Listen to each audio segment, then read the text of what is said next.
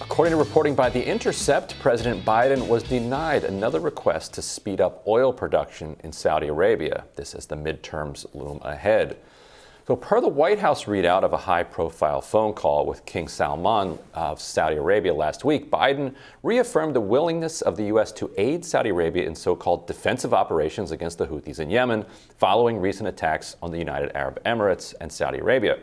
The readout also alludes to a discussion of Saudi oil production, which has remained low since the kingdom denied Biden's request to increase it in August. But the Saudis' readout of the call mentions something the White House didn't.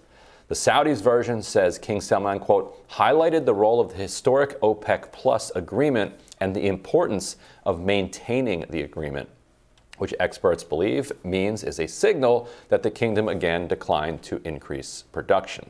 Washington Post reporter Jeff Stein noted on Twitter that the White House is exploring a gas holiday tax ahead of the November elections, despite discomfort with the idea from inside the building.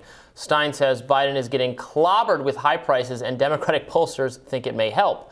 Larry Summers calls it short-sighted, ineffective, goofy, and gimmicky. A new CBS News poll found the economy and inflation top the list of issues voters want politicians to talk about at 87%, 81% respectively.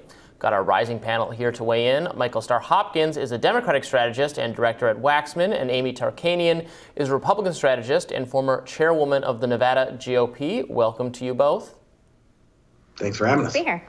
So, Michael, my sense is that, maybe Democrats are just going to get killed, hammered, etc. in the midterms regardless, but failure to grapple with high prices, inflation, etc., is really what's going to do them in. So they need to, by any means necessary, they need to at least appear like they're doing something about it. Is this the right signal?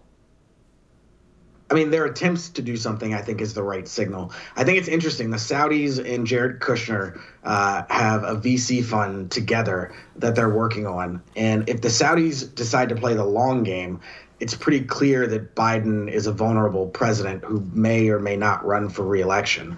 If they were to weaken Biden or Democrats in general and set the stage for Trump in 2024, Trump was always very friendly to Saudis and did a lot of contracts that Democratic governments and even Republican presidents would never have done. So I think this is the Saudis kind of going all in on Republicans winning in 2024. And Amy, the call with King Salman opens up a window into the relationship between gas prices and foreign policy. Just the fact that he was speaking to King Salman is itself interesting because Biden has vowed not to speak to Crown Prince Mohammed bin Salman, saying that the Crown Prince is not the actual ruler of the country. He's the de facto ruler of the country. He's also been implicated in the killing, the butchering of Jamal Khashoggi. He's been called a pariah by Biden during the campaign.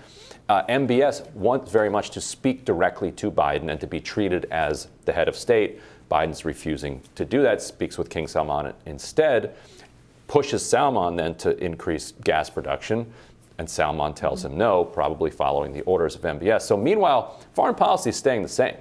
We're sending plenty of weapons to Saudi Arabia. We're backing the war in Yemen. We're calling it defensive rather than offensive. But the only change is the kind of rhetoric and the relationship with MBS. So it feels like the American public is getting the worst of all worlds here, no? Yes. Now, maybe this is just a face that they're putting on for the public, because it does sound good. It sounds like President Biden's doing the right thing by not talking to such a menace, to such a monster, and trying to go through other avenues. However, who knows what's going on actually behind the scenes, like you said. I'm sure the king has been given orders on how to respond to President Biden, and that's why we see them actually not really listening. But Michael had mentioned how President Trump was close with the Saudis. It seems to be a bipartisan problem that we've actually had, where there have been wheeling and dealing going on behind the scenes with a number of presidents over the decades. We just don't hear about it at the time until it's too late.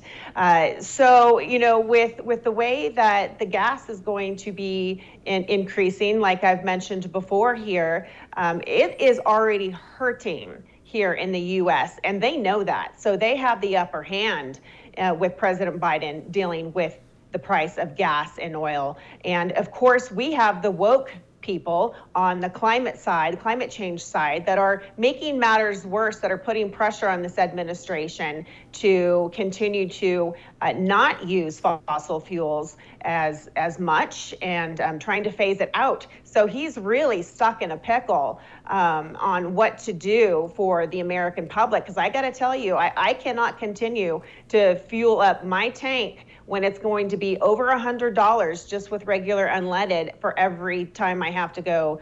And I go at least twice a week. What are you driving?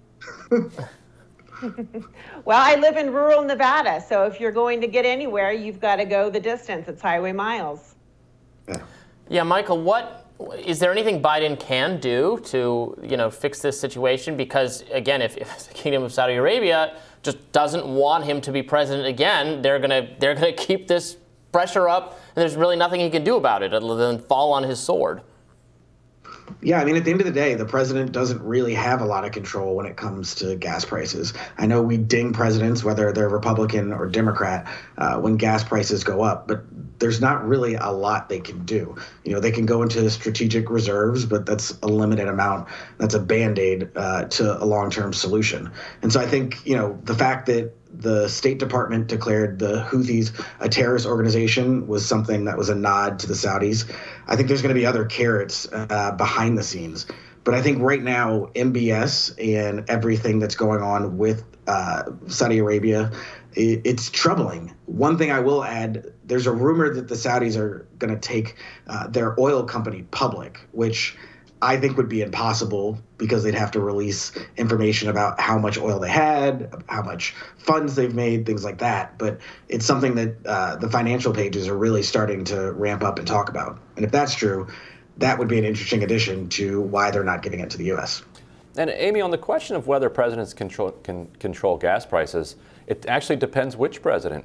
President Trump harangued Saudi Arabia in 2018 ahead of those midterms, demanding that they increase production. And at the same time, Jared Kushner was in conversations with MBS about backing this kind of blockade they were doing of Qatar, and otherwise, giving them everything they wanted.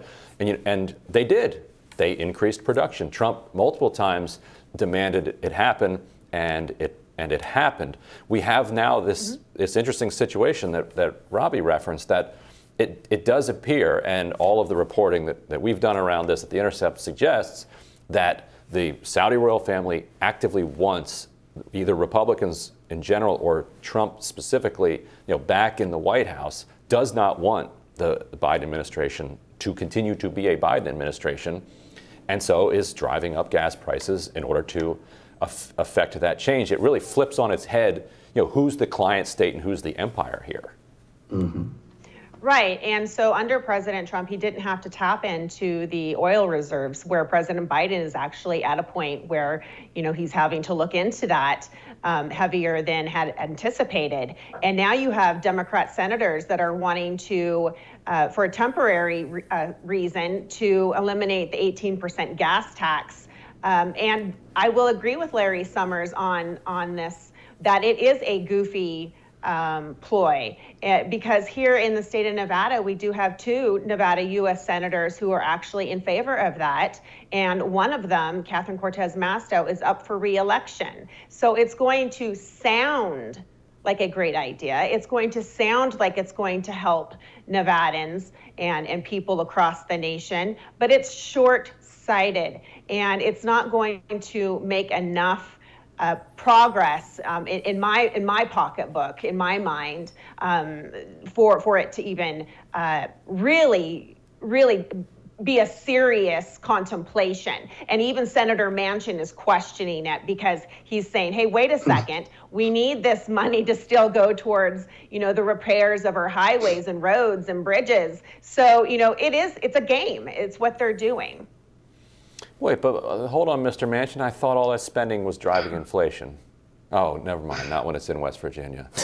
Anyway. Wait, you mean Senator Manchin isn't consistent and only cares about industry? Impossible. No. Impossible. Who would have thought that? But Amy, you've got to get a hybrid or an electric vehicle. Man, you're killing me with it. I mean, yeah, we got to get gas prices down, but you can't take a scooter to work.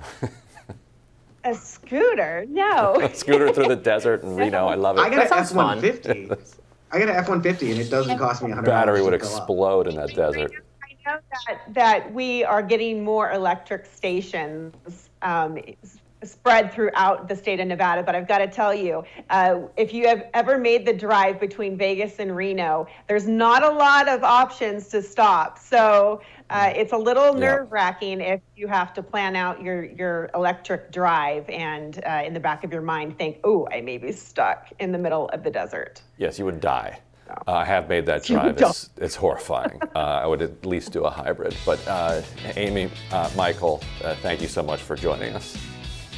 Thank you. Thanks for having us. And we'll have more Rising right after this.